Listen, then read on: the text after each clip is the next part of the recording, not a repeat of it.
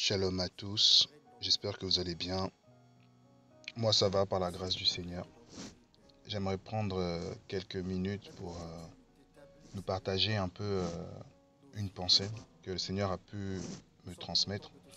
Et j'espère que cette pensée elle nous fera du bien. J'espère que le Seigneur va aussi nous fortifier par rapport à ça parce que c'est le but. Sinon ça sert à quoi de parler si c'est pour brasser de l'air. En tout cas, Père, merci pour ce moment, merci pour mon frère et pour ma sœur. Je prie que travers de ces paroles, tu puisses encore illuminer, Seigneur, euh, son cœur, sa pensée, son entendement, sa compréhension, dans le nom de notre Sauveur Jésus-Christ. Amen. On va commencer par d'abord lire un verset de la Bible, puis ensuite on va essayer de parler un peu de cette pensée-là. Donc on va dans le livre de 2 Samuel 7, à partir du verset 1, qui dit: Et il arriva que lorsque le roi fut établi dans sa maison, et que Yahweh lui eut donné du repos de tous ses ennemis qui l'entouraient, qu'il dit à Nathan le prophète: Regarde s'il te plaît, j'habite dans une maison de cèdre, et l'arche d'Élohim habite sous des tapis. Alors Nathan dit au roi: Va, fais tout ce qui est dans ton cœur, car Yahweh est avec toi. Mais il arriva cette nuit-là que la parole de Yahweh vint à Nathan en disant: Va et dis à David, mon serviteur: Ainsi parle Yahweh, me bâtiras-tu une maison afin que j'y habite? Puisque je n'ai pas habité dans une maison depuis le jour où j'ai fait monter les enfants d'Israël hors d'Égypte jusqu'à ce jour. Mais j'ai marché çà et là, sous une tente et dans un tabernacle. Partout où j'ai marché avec tous les enfants d'Israël, ai-je dit un seul mot à l'une des tribus d'Israël, à qui j'avais ordonné de paître mon peuple d'Israël, ai-je dit: Pourquoi ne me bâtissez-vous pas une maison de cèdre? Maintenant, tu parleras ainsi à David mon serviteur. Ainsi parle Yahweh Tsavaoth. Je t'ai pris au pâturage derrière les brebis, afin que tu sois le conducteur de mon peuple Israël. J'ai été avec toi partout où tu as marché. J'ai exterminé tous tes ennemis devant toi, et j'ai rendu ton nom grand, comme le nom des grands qui sont sur la terre. J'ai établi une demeure à mon peuple, à Israël, et je l'ai planté pour qu'il y habite, et ne soit plus agité, pour que les fils de l'injustice ne recommencent plus à l'humilier comme autrefois. Comme du temps où j'avais établi des juges sur mon peuple d'Israël, je t'ai accordé du repos face à tous tes ennemis. Et Yahweh t'annonce qu'il te bâtira une maison.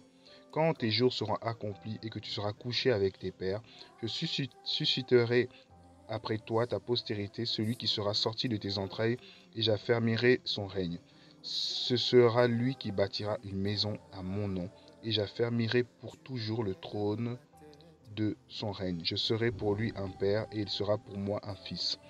S'il fait le mal, je le châtierai avec une verge d'homme, avec des plaies des fils d'humains. Mais ma grâce ne se retirera pas de lui, comme je l'ai retiré de Saoul, que j'ai ôté de devant toi. Amen. Avant de commencer, vous voyez cette fameuse phrase-là, qui dit que mais ma grâce ne se retirera pas de lui, comme je l'ai retiré de Saoul, que j'ai ôté de devant toi. Vous savez que son fils, c'est Salomon. Et vous savez à la fin ce que Salomon a fait. Mais Dieu s'était engagé en disant que sa grâce ne va pas se retirer de la vie de Salomon. On ne connaît pas exactement la fin de sa vie. Mais la grâce du Seigneur ne s'est pas retirée parce que Dieu s'était engagé auprès de lui. C'était la parenthèse. Je voudrais vous parler de la volonté de Dieu. La volonté de Dieu, en tant qu'humain, nous on a tendance à la cloisonner, à voir la volonté que dans notre angle d'une seule manière. Ça veut dire que Dieu c'est le Dieu des injonctions, des ordres. Il va te dire va, ne va pas, fais, ne fais pas. Seigneur, est-ce que je dois? Oui, fais. Non, ne fais pas. Non, n'agis pas. Ça, c'est un angle. Mais vous connaissez le Rubik's Cube, il y a plein de carrés à l'intérieur du carré. C'est la même chose, c'est juste un carré en fait. C'est-à-dire que sa volonté, vous connaissez un petit carré, mais vous prenez ce petit carré pour le tout. Or que non, ce n'est pas ça. La volonté de Dieu, c'est beaucoup plus que ça. D'abord, le peu de définition que je peux vous donner, même si Dieu ne se définit pas ou ne définit pas les choses de Dieu, mais de ce que lui m'a montré et que je pouvais définir comme caractère à sa volonté. Sa volonté, on va le prendre comme une grande maison, d'accord? Dans cette grande maison, il y a la droiture, il y a la justice, il y a l'amour, il y a la paix, il y a la joie, il y a toutes sortes et toutes formes de choses qu'on peut trouver dans sa volonté. Pourquoi je dis ça? Ça veut dire que quand sa volonté agit, tu y trouves l'amour de Dieu agissante pour toi. Quand la volonté de Dieu agit, tu trouves la justice de Dieu agissante. Quand la volonté de Dieu agit, tu y trouves la sagesse de Dieu. Donc, à partir de là, on va se rendre compte que pour un enfant de Dieu, la volonté de Dieu est quelque chose de primordial. C'est quelque chose de hyper important. Mais la manière dont elle va se manifester, où elle va agir, ce n'est jamais la même chose. C'est-à-dire qu'on ne peut pas stéréotyper la volonté de Dieu en disant toujours ouais, mais la volonté va agir comme ça. Parce que des fois, le Seigneur va nous révéler sa volonté, mais des fois, il ne va pas nous la révéler, la volonté va simplement agir en nous. Revenons dans ce verset, au verset 3. On dit, alors Nathan dit au roi, va, fais tout ce qui est dans ton cœur, car Yahweh est avec toi. Donc on va comprendre ici que la pensée même de David, qui pense que ce qui est monté dans son cœur, ou sa réflexion, ce qui est monté dans son cœur, il pensait que c'était lui, alors que c'est une action de la volonté de Dieu. Parfois tu peux être là dans ta vie, tu fais des choses, tu dis mais Seigneur c'est quoi ta volonté, je ne comprends pas, mais tu ne te rends pas compte que tu es déjà dans la volonté de Dieu. La première étape à comprendre ici, c'est que quand tu es un enfant de Dieu, tu marches avec le Seigneur, tu es déjà dans sa volonté. Pourquoi? Parce que Dieu, il dit, il voudrait que tout le monde arrive au salut. Il voudrait que tout le monde soit sauvé. Il voudrait que tout le monde puisse le connaître. Ça, c'est déjà sa volonté.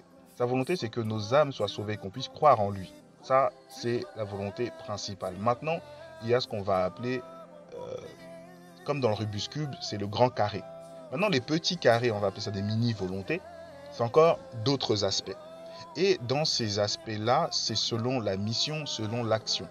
David, en tant que roi, dans son ministère, dans ce qu'il faisait, il était déjà dans la volonté de Dieu. Et Dieu est venu appuyer ça en disant, je suis avec toi. Maintenant, ce qu'il allait faire ou l'action qu'il allait faire, c'est directement la volonté de Dieu. Il n'avait pas eu besoin d'avoir un songe, d'avoir une voix qui lui parlait directement, Non. Mais il est venu voir Nathan en disant, non, vraiment, Dieu, il faudrait que Dieu ait une maison. Mais c'est Dieu qui a suscité en lui, en fait, le vouloir et le faire. Ce désir-là, cette pensée-là. Mais on va se rendre compte que Dieu voulait, dans sa volonté, qu'il puisse y avoir un temple. Mais ce temple-là, il savait que ça allait être son fils qui allait le faire. Parce que juste après, on va se rendre compte que Dieu va lui décliner les choses futures. Ton fils, il sera comme ça, il y aura ci, mais je ne le lâcherai pas, mais je vais le corriger, je vais le châtier, etc. Et on se rend compte que donc la volonté de Dieu ne s'est pas simplement manifestée dans le cadre d'un ordre, d'une injonction, de va, fais, non. Elle s'est manifestée dans son cœur, dans la forme d'un désir, dans la forme d'un besoin. Donc, je peux me dire aujourd'hui, tiens, j'ai envie d'aller m'acheter un grec. Mais quand je vais aller acheter le grec, je ne sais pas que c'est Dieu qui a suscité sa volonté en moi. Je vais peut-être rencontrer une personne. Cette personne-là, je vais lui parler de Jésus. Mais sauf que tout ça, je ne me rends pas compte que je suis dans l'action et dans la volonté du Seigneur. Or que jusqu'à là, je pensais que la volonté du Seigneur, c'était simplement comment dire ça, qu'ils me disent fais, ne fais pas, que j'agissais comme un robot. Alors que cette volonté-là n'agit pas forcément comme ça. Si tu te souviens quand Jésus, il voit cette personne qui est aveugle et ses disciples, ils viennent et disent, mais maître, est-ce que cette personne a péché ou est-ce que c'est ses enfants ou c'est ses parents qui ont péché pour qu'il soit dans cet état? Le Seigneur, il dit ni l'un ni l'autre. En fait, cette personne est simplement là pour manifester la volonté du Père, pour manifester la gloire du Père.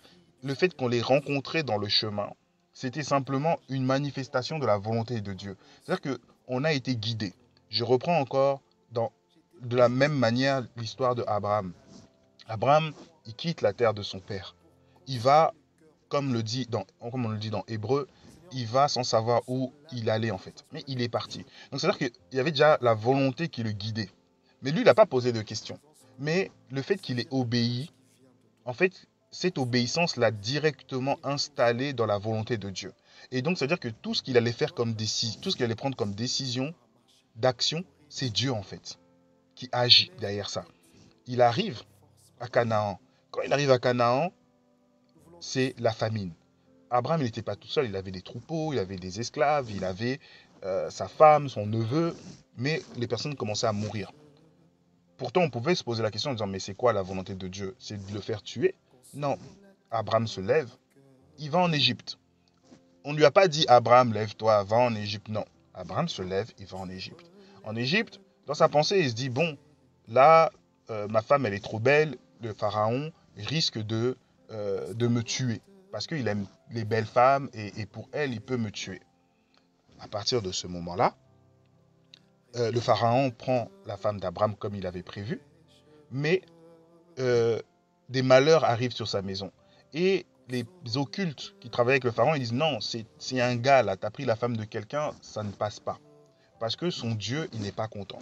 Le pharaon, quand il relâche sa femme, il rend Abraham beaucoup plus riche que... il le rend riche, tout simplement. Abraham, il ressort de la maison du pharaon riche. Est-ce que là, on ne se poserait pas la question en se disant, mais Dieu l'a emmené dans un endroit désert. Après, Abraham arrive en Égypte, mais en Égypte, il ressort riche avec des esclaves comme Agar, avec d'autres richesses, d'autres animaux. Donc, ce qu'il avait perdu à Canaan lui a été restitué. Il a eu le double même de la restitution de ce qu'il avait perdu à cause de la famine.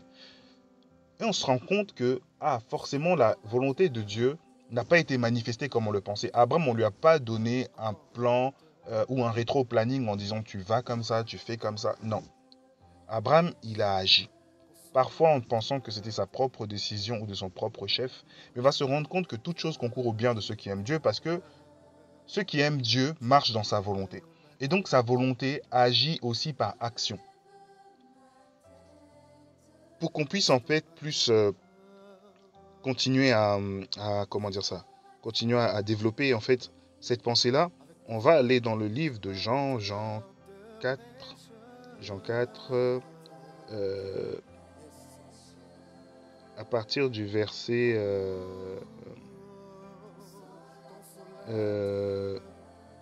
du verset 30. Donc c'est, pour résumer, c'est quand Jésus il était avec la femme samaritaine.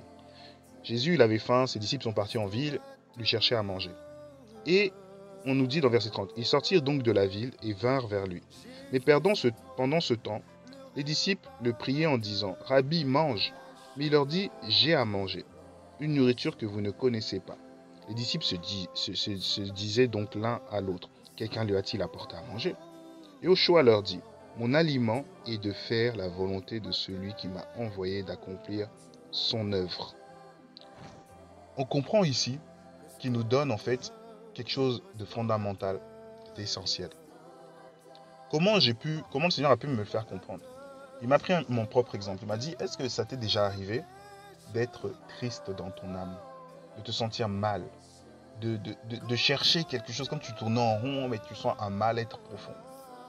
J'avais dit, oui Seigneur, j'ai déjà senti ça. Mais est-ce que ça t'est déjà arrivé, une fois que tu accomplis ma mission, tu évangélises ou tu parles de ma parole, tu sens un regain, tu te sens mieux? J'ai dit oui Seigneur, c'est vrai, effectivement, je me sens être comme si j'étais nourri. Et il dit, c'est exactement ça en fait, le rôle de ma volonté. Dans notre fameux Rubik's Cube, excusez-moi, dans ce carré, il y a un carré, là où sa volonté nourrit. C'est-à-dire qu'en fait, tous les jours, on est nourri par une action de sa volonté. Mais parfois, c'est pas forcément, il va nous dire fais. C'est-à-dire que la chose va venir, il va nous permettre, parce que n'oubliez pas qu'on est des participants. C'est-à-dire que le Seigneur va ramener une situation, va ramener une occasion, pour que nous puissions, en fait, appliquer sa volonté. À partir de là où on applique sa volonté, donc on ne s'écoute pas, mais on obéit simplement à ce qui est et on le fait, ça nous nourrit en fait. Ça nourrit ton être. Et même quand le Seigneur avait faim, les disciples venant en disant, mais qui lui a donné à manger? Parce qu'on a laissé un homme qui était grandement affaibli, qui n'avait plus de force dans son corps. Et on le voit, il est là, assis avec des personnes autour, en train de parler, etc. Mais qu'est-ce qui s'est passé?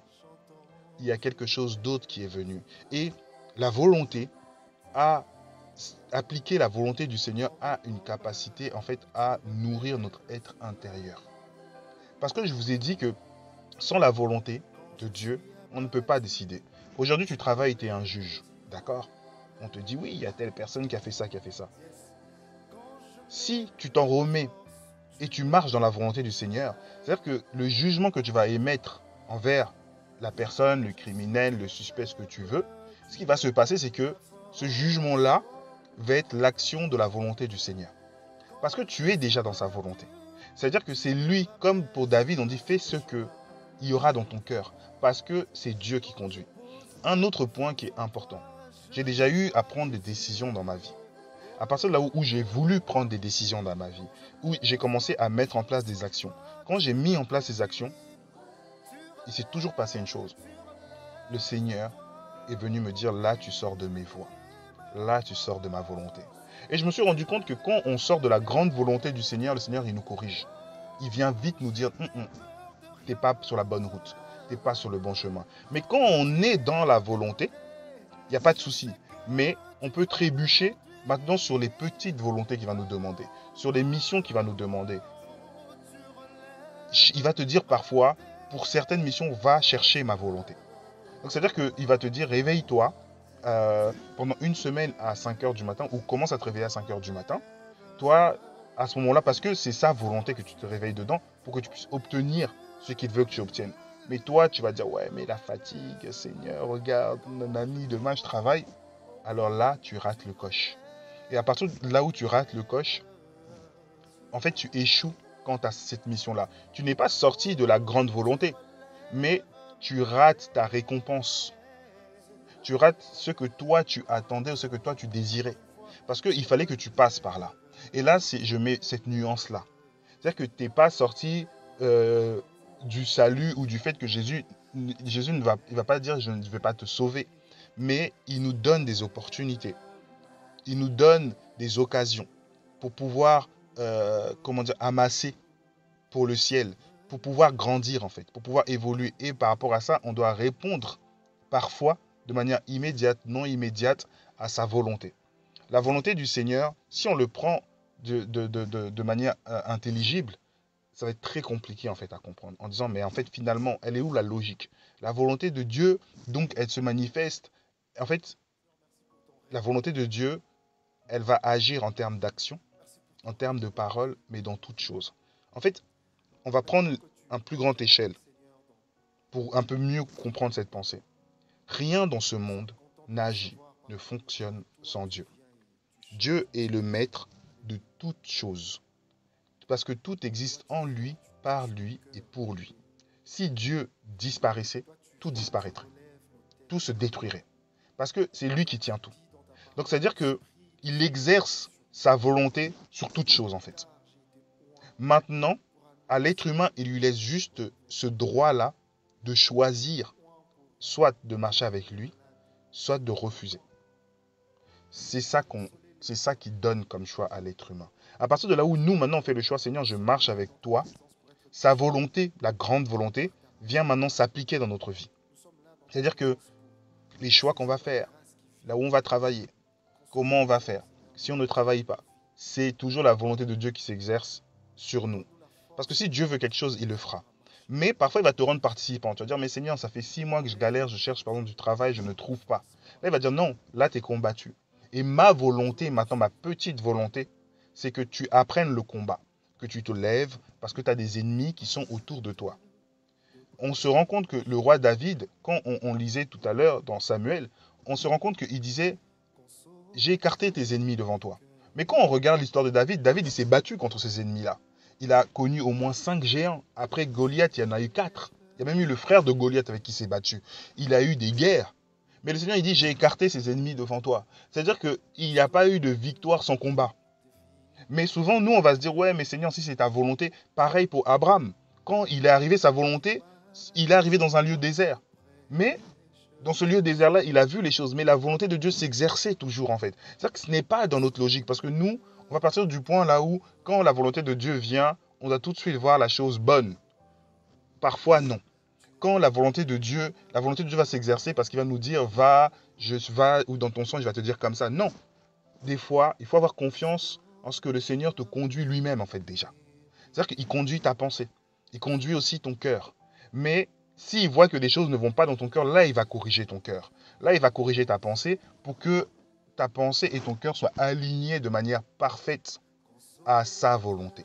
Donc, c'est lui qui est le détenteur et qui est le garant de l'alignement de ces choses-là.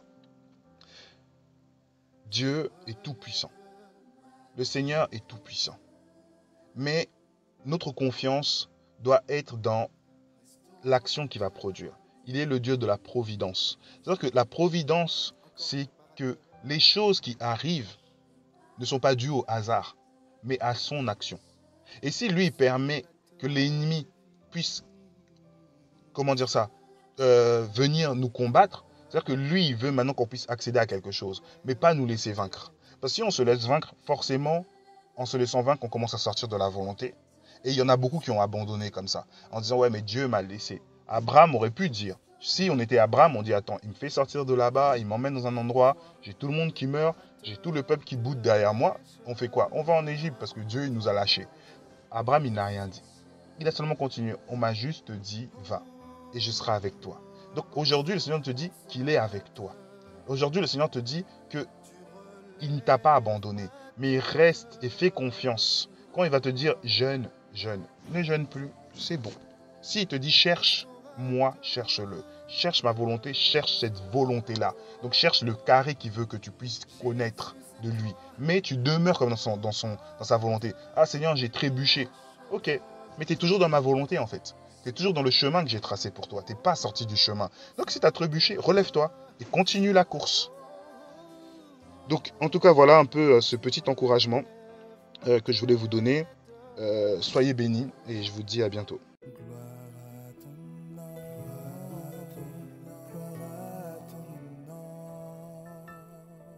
Jésus.